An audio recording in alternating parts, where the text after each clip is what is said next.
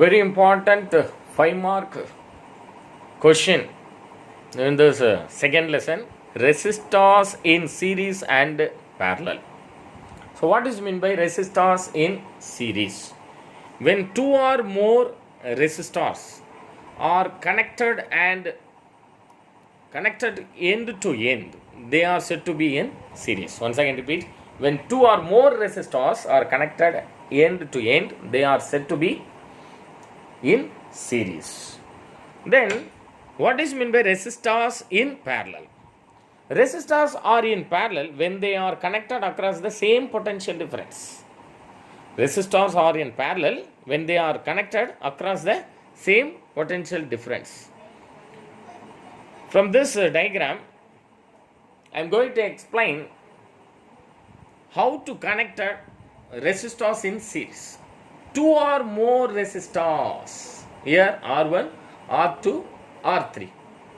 Two or more resistors connected in the series manner. Here, when two or more resistors are connected end to end. So, end to end. Two or more resistors connected in end to end. Here, this is the circuit diagram. Here, this picture is denoted image of resistors.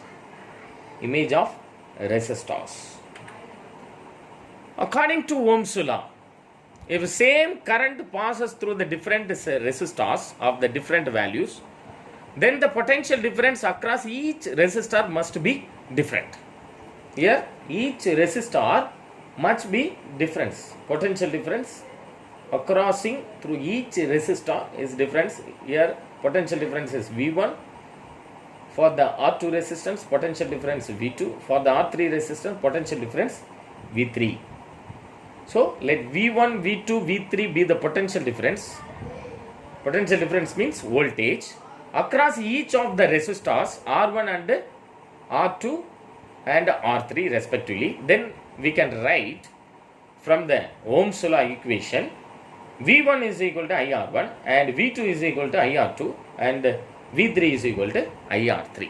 But the total voltage or potential difference V is equal to the sum of the voltage across each resistor.